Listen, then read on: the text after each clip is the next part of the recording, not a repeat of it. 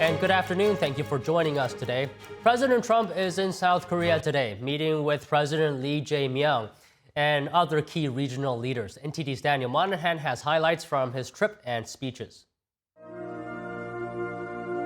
The Star-Spangled Banner played for Trump as he stands in salute. Trump was awarded South Korea's highest honor, the Grand Order of Mugunghwa. I'd like to wear it right now. Thank you so much. And President Lee Jae-myung gifted Trump a Korean treasure, a Chunmachung gold crown. The Chunmachung gold crown symbolizes the divine connection between the authority of the heavens and sovereignty on earth.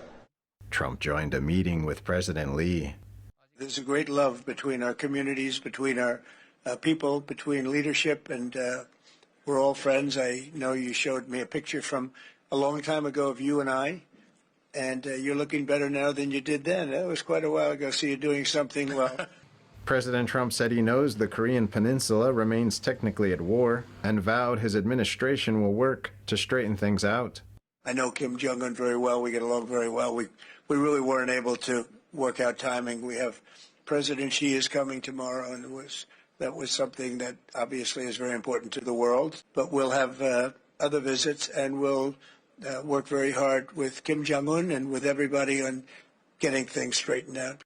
At the APEC CEO summit, Trump said America's success fuels prosperity across the Pacific. When America thrives, our partners thrive, and our alliances thrive. The president says his administration has rejected the old model of incompetent government that punished success and rewarded failure. We're rewarding those who build and create and hire and invest in the USA, and we're making America the best place on earth to do business. On social media, the president addressed speculation about a meeting with Canadian Prime Minister Mark Carney, saying, quote, "For those asking, we didn't come to South Korea to see Canada." Trump's arrival in South Korea came about 90 minutes late, following North Korea's announcement that it had test-fired a new cruise missile earlier in the day. The president downplayed the launch, calling it just one more missile from Kim Jong-un, and emphasized his good relationship with the North Korean leader. Daniel Monahan, NTD News. President Trump in South Korea today providing an update on trade negotiations with the key American ally, saying a trade deal has been reached. I'd like to thank everybody. I know you all either reasonably well or very well. And we had a tremendous meeting today with South Korea. I think the meeting was determined, very much determined. And we made our deal. We pretty much finalized a trade deal. And we discussed some other things having to do with national security, etc.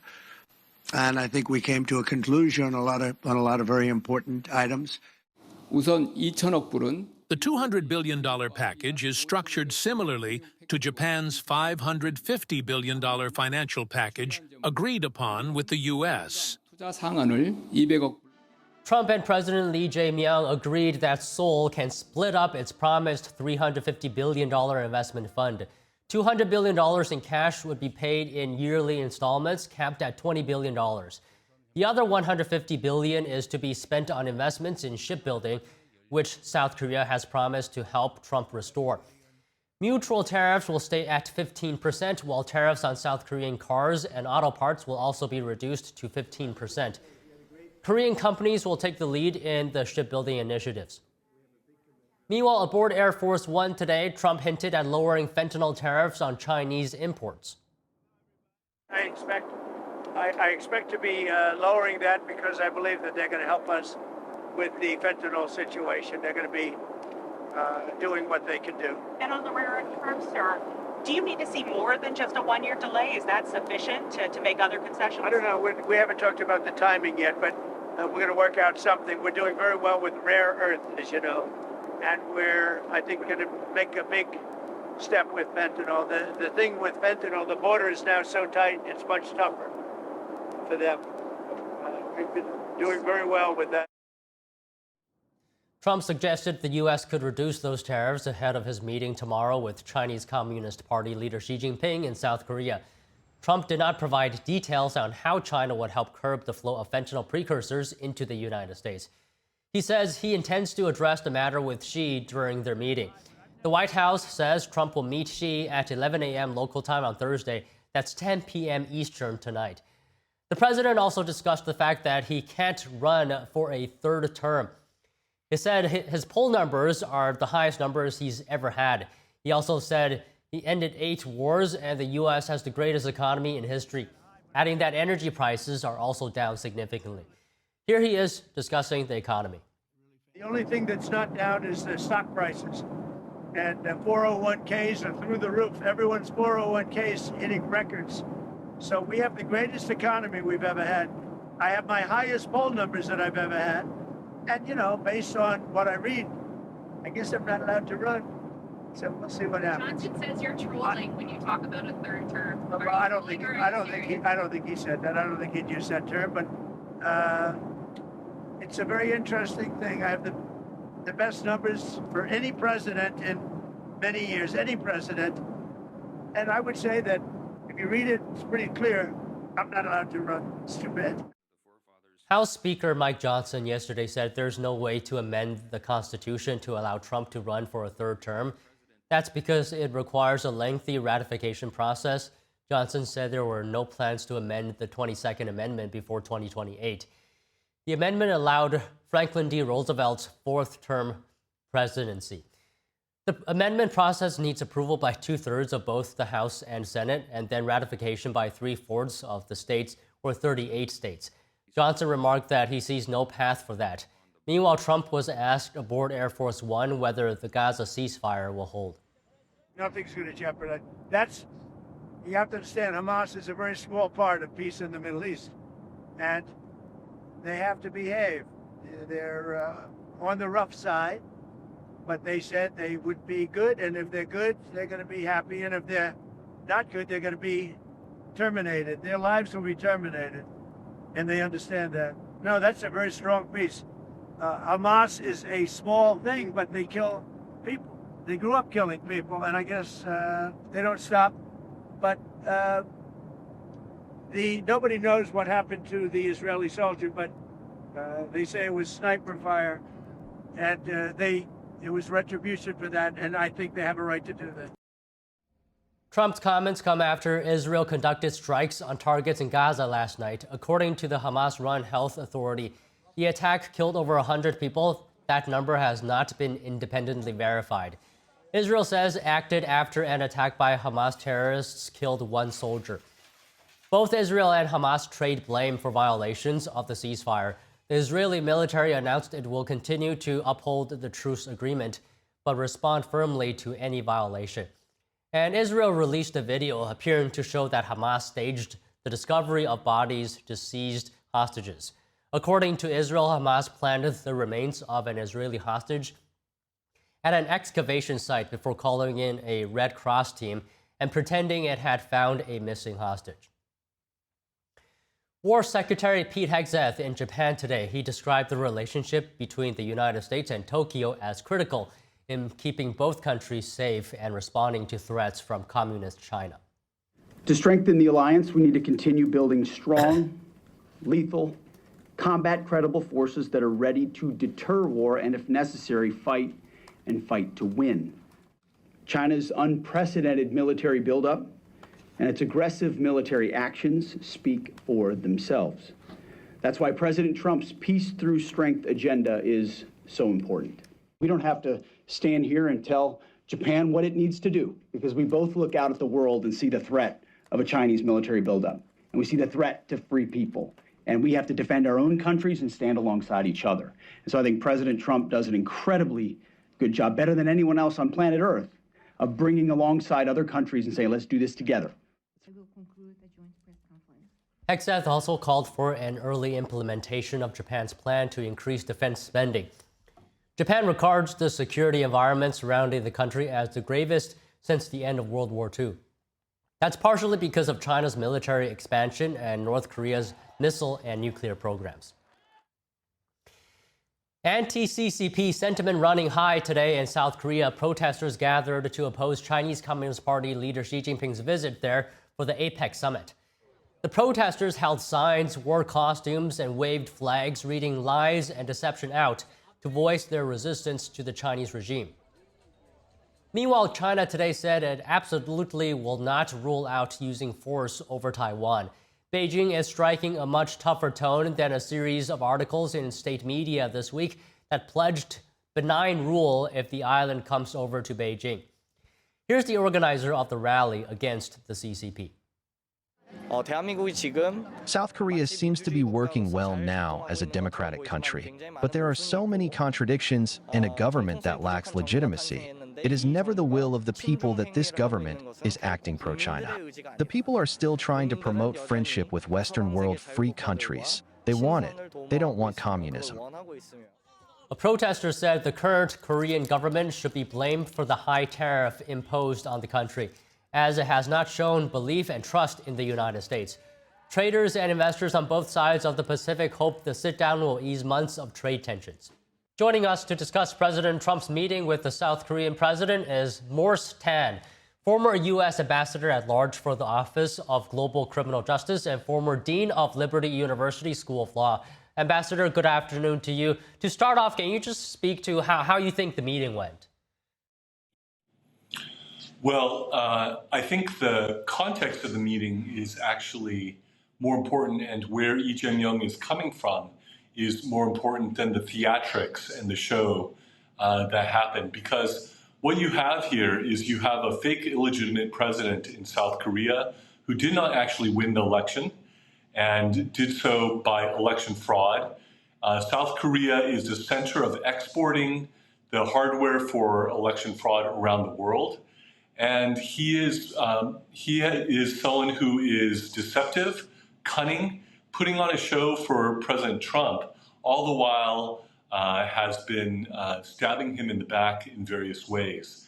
And so I think it's very important for people to know that they should not take at face value the superficial show that Lee Jae-myung puts on for President Trump, and to realize that he is actually very much aligned with the Chinese Communist Party. He is aligned with North Korea. He has called the U.S. forces an occupying force. He has opened the windows and the doors of the country to the CCP and to North Korea. It is estimated that there are over 1 million agents, spies, operatives from North Korea and the Chinese Communist Party in South Korea, even as he's pulling down counterintelligence, even as he's weakening South Korea militarily, even as he is doing all sorts of things to hurt the economy, and even as he's allowed visa-less entry and more favorable laws for Chinese people who are coming to South Korea. These are the realities that are going on, even as he's persecuting and oppressing those who are standing up for justice and truth and freedom and democracy in South Korea. And so this context is very important to understand, rather than just looking at the theatrics of what Lee Jae-myung is doing superficially. So, Ambassador, you're saying that this new president is very much aligned with the CCP. Can you go a bit more into detail of that? What does that look like, this alignment? Yes. So he has said that, and he's on record saying that South Korea should just say sheshe to whatever the CCP wants. It ranges from cracking down on anti-CCP protests that are going on, while allowing the burning of pictures of President Trump and the U.S. flag and Trump's image to be torn up. It includes not standing up to CCP thugs that are involved in harming South Korean citizens in Cambodia. It involves largely seemingly taking orders from the CCP and from the DPRK, even though he is the president of fake and illegitimate as he is of South Korea. And so he's also trying to extend economic alliances and cooperation with the CCP, even as CCP espionage is stealing military and industrial secrets. And so an example of an area where the U.S. needs to be very careful is if the shipbuilding that the U.S. wants is happening in South Korea, there is a great danger that CCP espionage will steal military and industrial secrets. It would be much better for the U.S. to go with Hanwha Corporation for shipbuilding because they bought the Philly shipyard. And so they could do it in the United States where there's greater legal and other protections that can help prevent the espionage from happening. This is all the while as the U.S. has fallen behind the CCP in its naval vessel count. And when you have 83% of shipbuilding done by China and South Korea, it is very important for the U.S. to engage in this in a way that does not leak important military and industrial secrets to the CCP. The U.S. can also consider Japan and the Philippines as taking up some of the slack for helping to build ships for the United States. Okay, so you're saying that this partnership on shipbuilding, the U.S. May need to be a bit wary of that. On that note, can you talk to us about what are the impacts, what are the consequences of this South Korean alignment with China? That means that CCP makes a move to take over Taiwan, that this present regime in South Korea cannot be trusted to come to Taiwan's defense. And that's of grave concern. And so it is collapsing the right flank of the first island chain for South Korea to fall towards CCP alignment and into the CCP orbit. And so this is of grave concern as the Indo-Pac commander has said that China is no longer engaging in military exercises in relation to Taiwan. It is actually engaging in rehearsals to take over Taiwan. And there has been belligerent language coming out of China in this regard as well. So it's a real threat. It's a real danger. Will the CCP try to swoop in and seize Taiwan quickly and try to deter the United States from getting involved, even as the current regime in South Korea would refuse, most likely, to come to the aid of Taiwan? It's of great concern. So, Ambassador, you've made your position very clear on this new South Korean president. Do you still hold out hope at all that President Trump can potentially win over more of South Korea's alliance from China under this president? You know, with this president, I would not trust what he says. I would watch more what he does. And for him to promise is one thing in order to buy time. For him to actually follow through and to actually do things is a different question. And so there are many indicators that this is not a trustworthy, honest partner in South Korea. And so there may be ways, though, that Trump can get him to do some things if Lee Jae-myung's political survival depends on it. And under that sort of pressure, he might be able to extract certain things from Lee Jae-myung. But in terms of fundamentally considering him to be a trustworthy and honest partner, there are plenty of indications that that is not the case.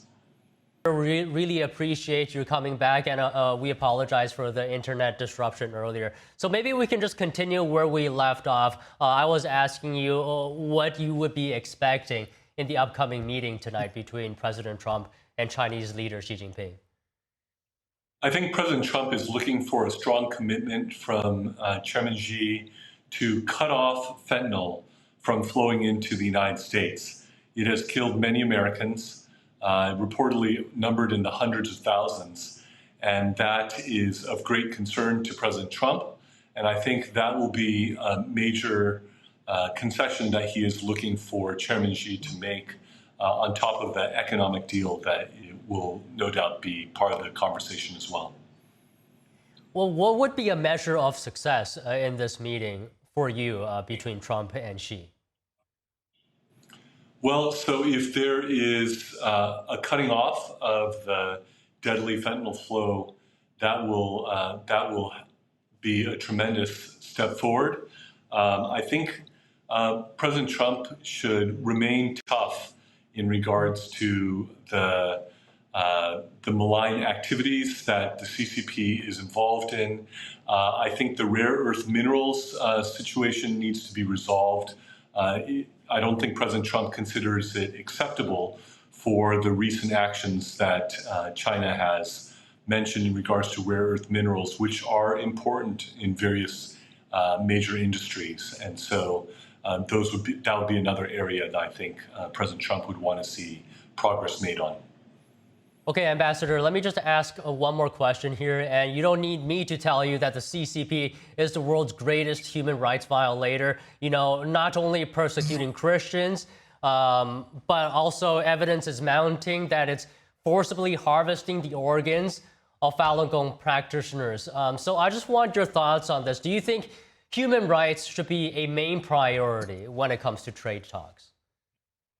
I think human rights matters tremendously, and I think it's one of the primary contrasts between the United States and the CCP.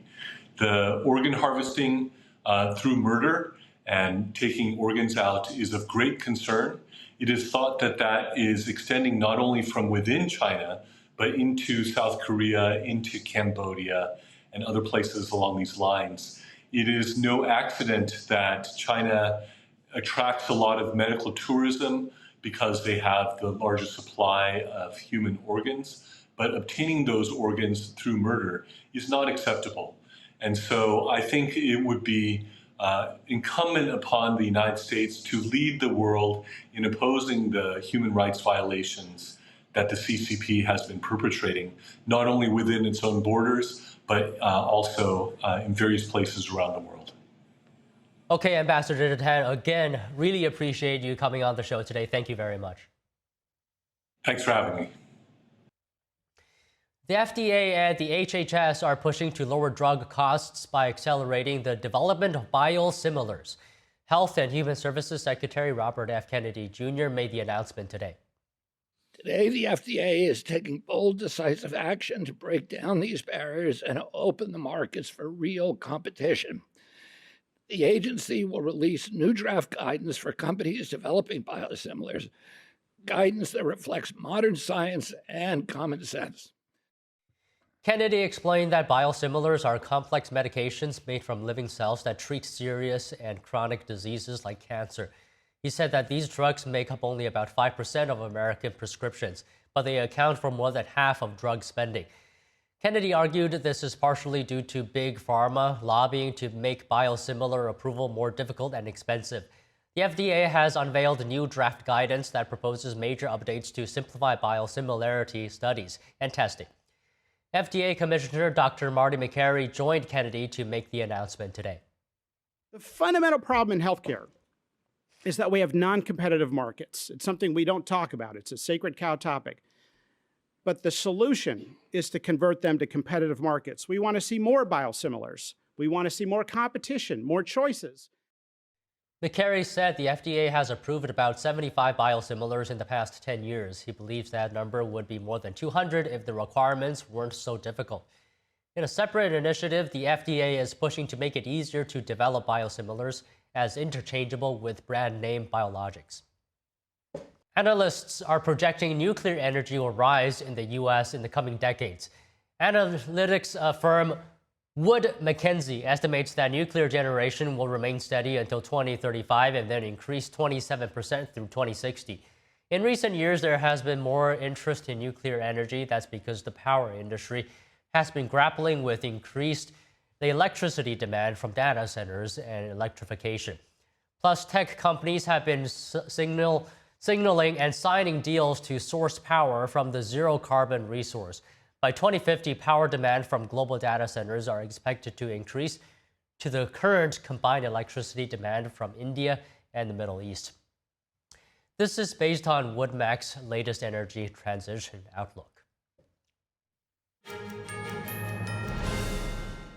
Israeli Prime Minister Benjamin Netanyahu ordered military strikes on Gaza yesterday after Israel claimed Hamas violated terms of a ceasefire. Joining us to discuss is David Wormser, Senior Analyst for Middle East Affairs, Center for Security Policy.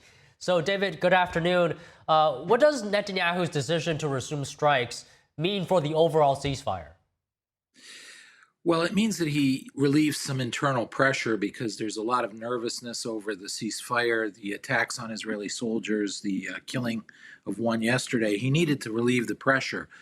But it's a limited structure of strikes, so it will, and he's already announced the end of the resumption of the ceasefire, the end of the strikes. So what it means is that he's trying to maintain the ceasefire, but he's trying to navigate through a lot of different pressures to do so.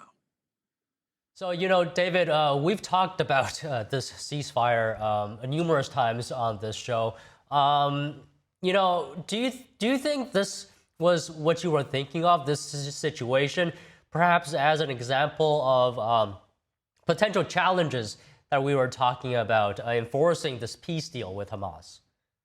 Yeah, we are seeing the challenges, and the nature of the challenge really arises from the nature of the deal, which is it's with the terrorist organization, which is inherently fraught with danger. But moreover, the tectonics behind it are that Qatar and Turkey saw a need. They are sort of the patrons of Hamas, and they understood that Hamas was about to be destroyed. And they understood to avoid that, they needed a ceasefire, and that ceasefire came at a price of releasing the hostages. So they leaned heavily on Hamas to give up the hostages. So that we knew that that was the phase one. And ironically, that's the easy part. The hard part now is phase two. Because phase two involves dismantling and eliminating Hamas as a power structure in Gaza. And that Turkey and Qatar don't really want. This is their mechanism of control over the Palestinian issue, and the Palestinian issue is a major element of control over regional strategic politics. They have rivalries with other states, like Saudi Arabia. So as phase two progresses, the interests between Qatar and Turkey diverge from those of the camp that wants to maintain this. They want to maintain the ceasefire, but they don't want phase two necessarily implemented as agreed upon.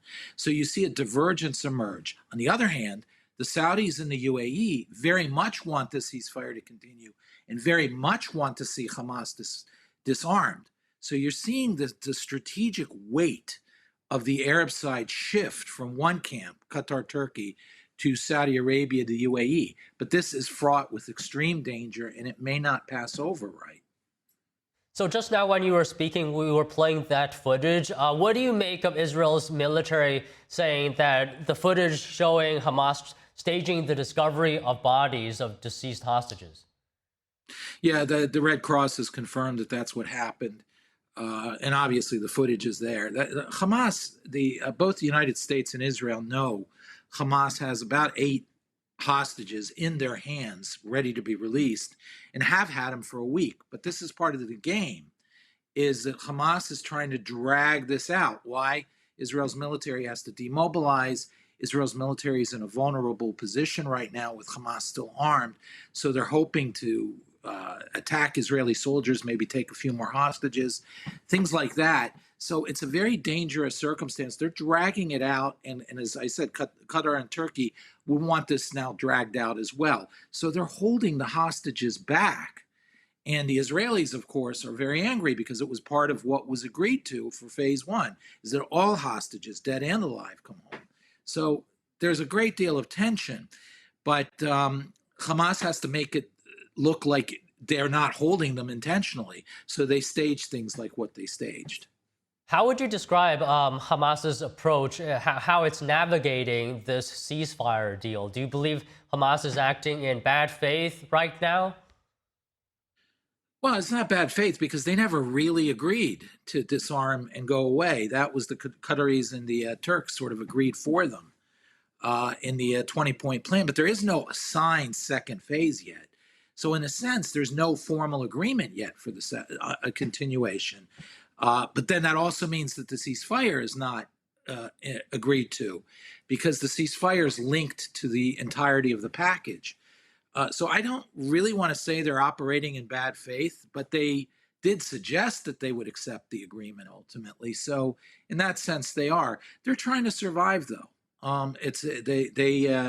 That is their goal, and that is exact. They think that if they can mush this through and drag it out over a long period of time, the dynamics of resuming a war go away, and without the resumption of a war, there's no force that can essentially disarm them. Okay, David, just one last question. How optimistic are you about the situation? Can the ceasefire continue from this point on? Because President Trump and Vice President J.D. Vance saying that, specifically the Vice President says he thinks the President's peace is going to hold. I think the peace will hold, and I think this will lead to a much larger peace. But I think it'll be anchored to the Saudis and the UAE. Not to Qatar and Turkey and Hamas. I think the president sort of diminished Hamas's role as not as significant. And I think that's where the Israelis are. And that means that we may see the war resume for a short period of time, 2-3 weeks, until the Israelis destroy the remnant of Hamas and take all of Gaza. But that actually is part of the structure of this deal if Hamas didn't go along. And then that unlocks the ability to turn to the Saudis and to the UAE more forthright and say, okay, now let's proceed forward to rebuild Gaza and finally get beyond this war. So I'm actually optimistic about the president's plan and how it goes forward with the Saudis and the UAE. I'm not that optimistic that Hamas is going to be a fellow traveler. Well, all right, David, we'll have you on again as more developments happen. Thank you very much for today. Thank you. Russia announces conducting a successful test of a new underwater drone. The weapon is atomic-powered and nuclear-armed. NTD's international correspondent Arian Pastor has more on the test. The Russian government releases this animation of a new weapon it tested. President Vladimir Putin announces conducting a successful test of a new atomic-powered and nuclear-armed underwater drone. We conducted another test of yet another promising system, the Poseidon underwater unmanned vehicle, which is also equipped with a nuclear power unit. He added that the new drone can't be intercepted. According to Putin, the Poseidon torpedo was tested on nuclear power for the first time on Tuesday. Putin says the weapon is unmatched in speed and depth. The announcement comes just days after Putin hailed a successful test of a new nuclear-powered cruise missile. The reactor on Poseidon is 100 times smaller than the nuclear reactor on a submarine, yet the power output of Poseidon significantly exceeds that of even our most advanced intercontinental range missile. Putin first announced the Poseidon torpedo and Burevestnik missile in a 2018 State of the Nation address. This week's tests mark a significant milestone in their potential deployment. Arian Pastar, NTD News. France's army chief said yesterday the country could send up to 7,000 troops to Ukraine by 2026. The announcement comes as European allies discuss forming a coalition to support Kyiv on the ground. NTD international correspondent David Rovats reports.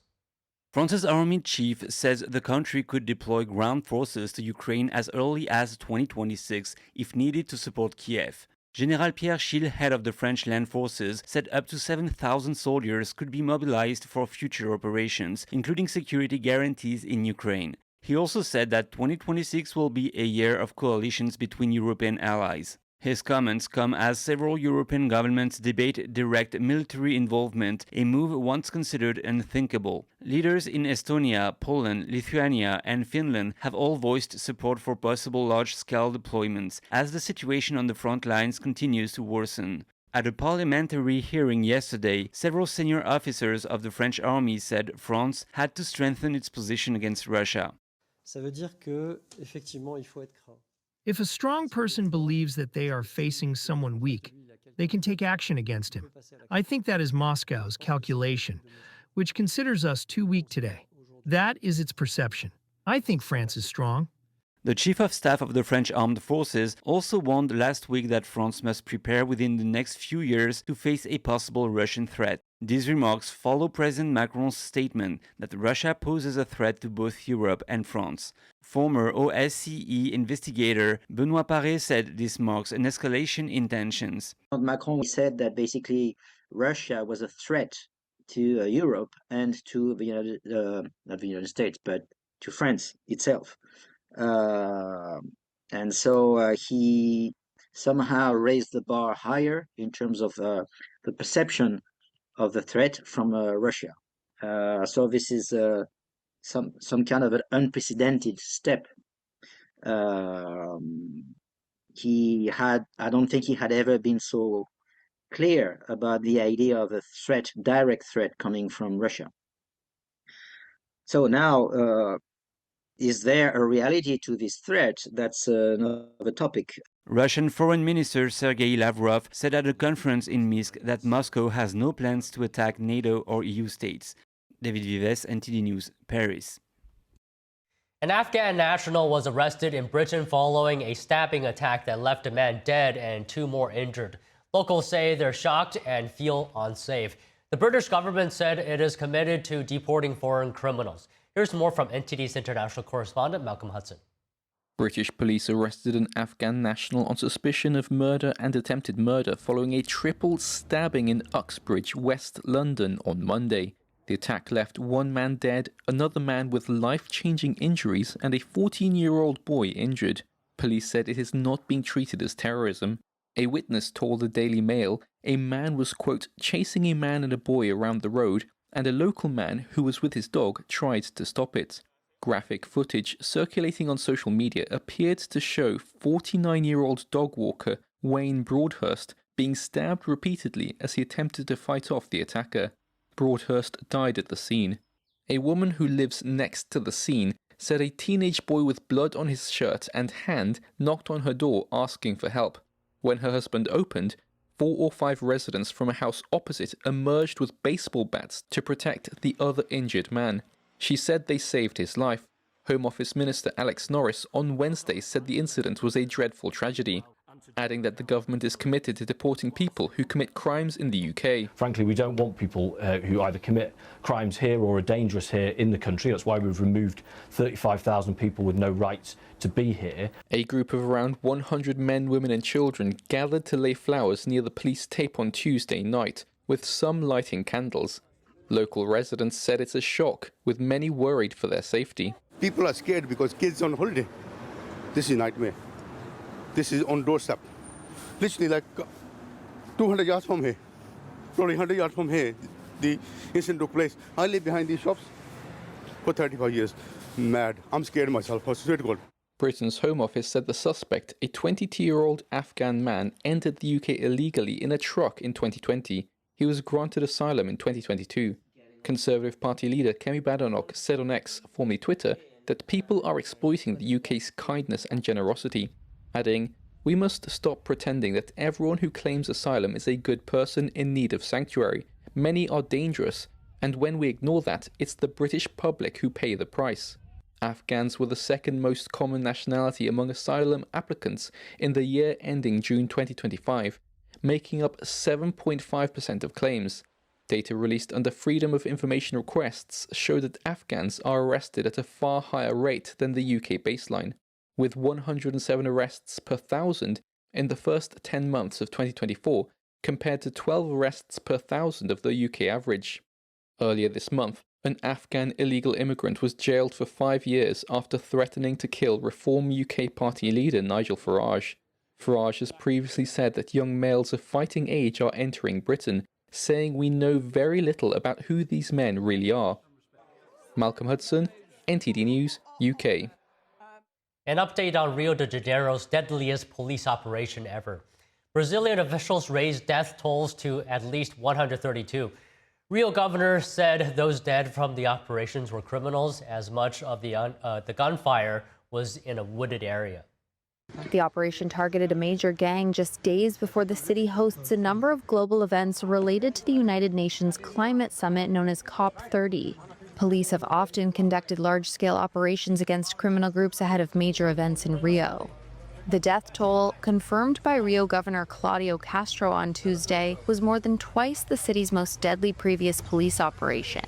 The massive operation involved 2,500 security personnel across 2 favela complexes near the city's international airport. Rio's favelas are poor, densely populated settlements woven through the city's hilly oceanside terrain. The governor confirmed 81 arrests, and authorities are looking to serve 250 arrest and search warrants. Civil society groups have criticized the heavy casualties in a military-style operation. In France, 2 suspects arrested in connection with the Louvre heist have partially admitted their involvement in the robbery. Paris prosecutors provided more details about the case during a press conference today. These 2 men are suspected of being the ones who entered the Apollo Gallery to steal the jewels. Both have partially admitted their involvement in the crime to investigators. They are currently being presented to investigating magistrates for indictment on charges of thefts committed by an organized gang. Crimes punishable by up to 15 years in prison and a heavy fine. The charge of criminal conspiracy has also been retained, punishable for another 10 years in prison. The 2 detained men, both in their 30s and with criminal records, were arrested on Saturday. One of them was attempting to board a flight to Algeria. They were identified through DNA evidence found at the crime scene. The jewels are, as I am speaking to you now, not yet in our possession. I want to hold on to hope that they will be recovered and can be returned to the Louvre Museum and, more broadly, to the nation. These jewels are now, of course, unsellable. More than 100 officers from a specialized police unit are still working around the clock, with help from other police services and European authorities, to recover the jewels. They're estimated to be worth over $100 million.